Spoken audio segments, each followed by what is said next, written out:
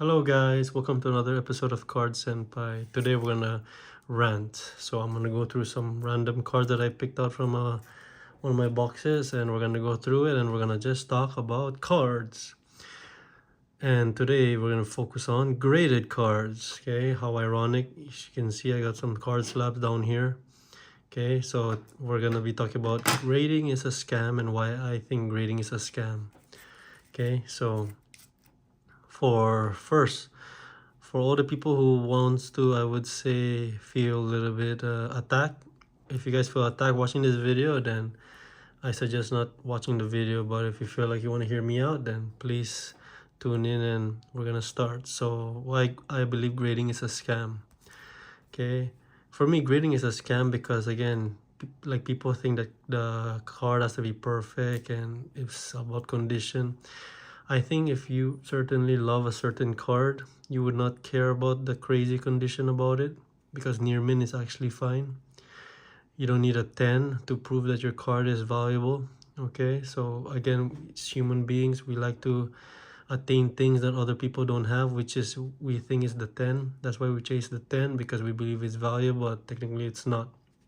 So in terms of, I would say, authenticity, I suggest people to authenticate their cards rather than grade it, because authenticating just proves to it that it's a, it's a real card, right? It's not a fraud, it's not a fake, or I would say a replica of maybe made in whatever, China, or if it's custom. So I think that if you want to grade your card, you can grade your card, but you can also don't worry about the grade and just authenticate it. You will see some people authenticate. Look at that Pokemon Snap.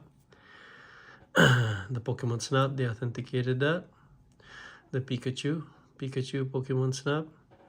That I don't even know how many of that are in the market, but if I'm not mistaken, I think that is like one of the rarest card for me, more than the Pikachu Illustrator, right? The Pokemon Snap Pikachu. And again, people don't care about the grade, right? If you care about the grade, then I think that's just a little bit insecurity for me, because now you're just trying to compare to other people who might not have that same grade, or who don't have that same card too, right? So we all want to grade our cards and make it feel valuable, but in the end of the day, these are just cards, right? Okay, and as I said, pulling cards from a certain pack for a certain set is not valuable. People can rant all about these manga One Piece cards all they want. I live here in Tokyo. People say the manga cards are rare. Guess what? I see it all over the shops. You can go to many shops and you would see a manga Sabo, manga Boa, manga Luffy, whatever. If it's so rare, then it shouldn't be around the shops or around at all. Okay, maybe just because you think it's rare because you don't have it does not mean that it's truly scarce or valuable or rare than what you think. So I would say, even this card, right? I bet this is more rare than the manga Boa. Can you imagine? People chase this fucking manga Boa card like it's some sort of holy grail or something, when there are thousands of people who even have it, right? So just because the price of it is really high does not determine the true, I would say, value and the scarcity of it. And grading cards for me is more like, just, I would say, not insecurity, or like, for you to grade your cards, you would need to just like it because you want to encase it. You want to be able to protect it, right? In the long term, you don't want it to get damaged. So if you get a 9, it's fine. It'll stay a 9. If you get an 8, it's an 8. But people right now are chasing the 10s, again, because it's something very hard to attain. Again, the history, and if you watch my old videos for about modern and vintage, right? It's just, for example, this card, right? This card is made in what? 1988. Could you imagine that? 1988. And the condition's not so bad, like crazy, and it's, I would say, it's appealing to look at, right? I'm not too disgusted by look at a card, but look at this Chaozu card, right? It's pretty cool. So much history behind it. 1988, could you imagine that? Now if you want to grade cards, it comes back a 8 or a 7, it's fine. Why? Because there's history behind it, right? Some person owned it, and guess what, there's some history around it. It doesn't have to be like perfect condition, crumpled up or whatever. But as you know, grading cards is very subjective. It's about a person's perspective, and I would say you don't have to care about the grade too much. So people who always chase the grade instead of the card, I guess, are too blind to realize that they're just being, I would say, suckered into, again, just this money thing, gambling, this, I would say, this thing that we call investing. And then at the same time, if you really think about it, right, if we want to invest in cars, we want to invest something that you like. Okay, so grading is a scam because, again, for example, this is just my opinion, right? I'm not a financial advisor or whatever, but come on, PSA 10s. How is it possible that there is a strong 10 and a weak 10? Come on, are we really that, I would say, ignorant and naive to basically not just talk about it? Weak 10, strong 10, really? Come on. Now people talk about the pristine 10, or now people are saying, oh, the CGC 10 is much more harder to grade than PSA 10, and then BGS 10 is harder to grade than this and that. You guys are all being, I would say, brainwashed. You guys are all being a little bit very, how can I say this? You guys are getting suckered. You guys are literally getting suckered. These cards that I got right now, these slabs here right now that I got, guess what? I did not grade them. Guess what? Guess what? I bought it from people.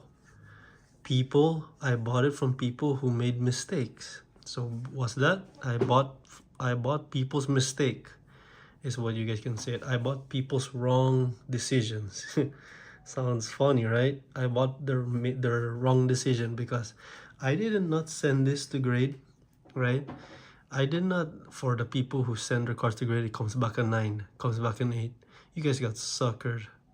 Especially if you just want to do a quick flip and stuff, right? Yeah, you guys can get extra money, this and that, right? But in the end, right, you guys got suckered into grading a card, right? Some people will say, oh yeah, as long as I made money, then good for you, right? But if you're a person that's just sitting on junk slabs, you guys got suckered, and the company is just laughing because they can have a bad day and just give you an 8 or a 9.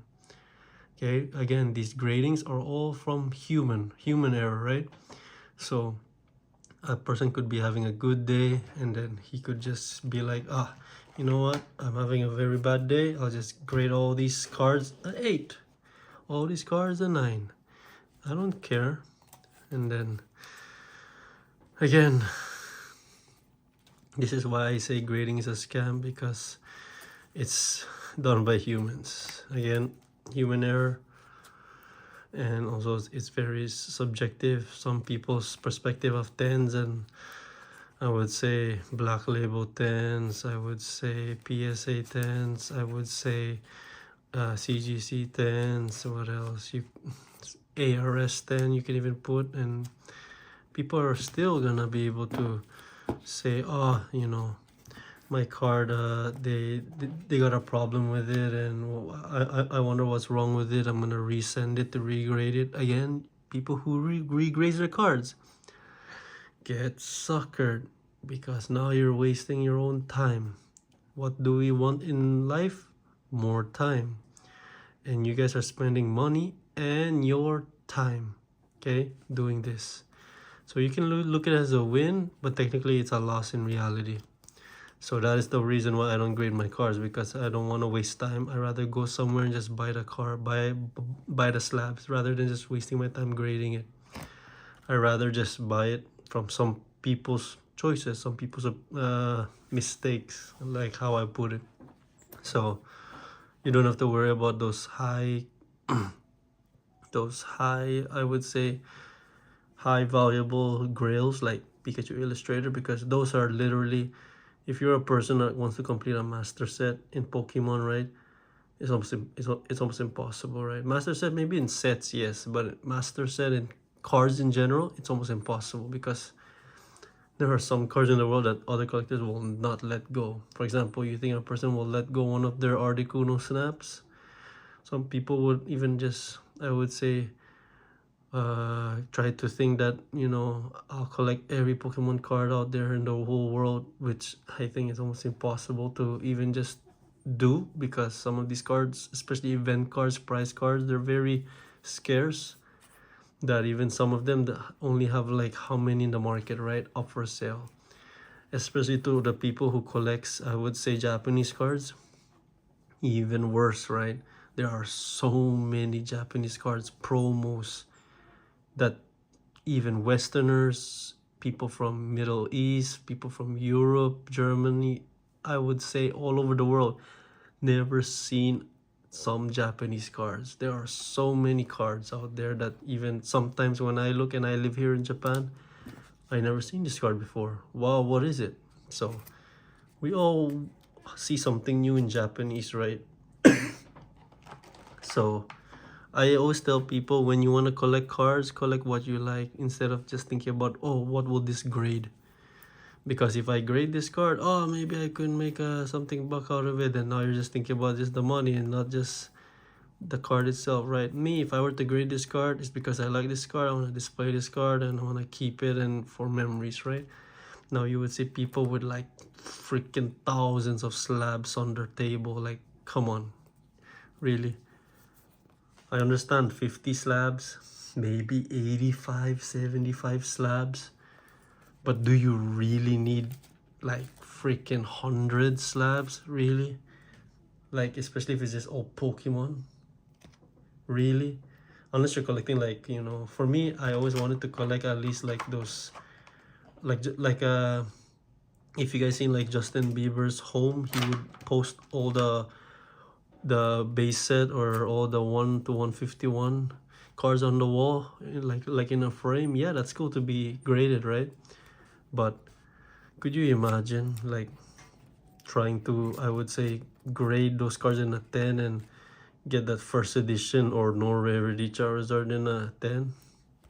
That's the reason why I say grading is a scam, because you don't need those kind of grades to prove that your card is worth it or valuable or means a lot. Because again, it's all by a person's perspective, and now you're just overpaying for people's opinion. That's what I look at it, right? When you grade a card and it comes back at 10, and then you try to sell in the market for like freaking whatever, like this Black Label 10, right? BGS 10 Black Label. This person says a Black Label 10, and you're gonna pay like 10,000 for this person's or this company's opinion on the same card that it's a PSA 9. Really? So yeah, that's my rant on today. So now we're going over 13 minutes. I want to keep this short, but yeah, if you have any comments and opinions, and a little bit, if you want to drop your opinion down, please do so, and I would like to see you guys' opinions. And if you like this video, please like and subscribe, and let me know if you, I would say, want to see more of this video. And thank you guys for watching, and see you on the next one. Peace.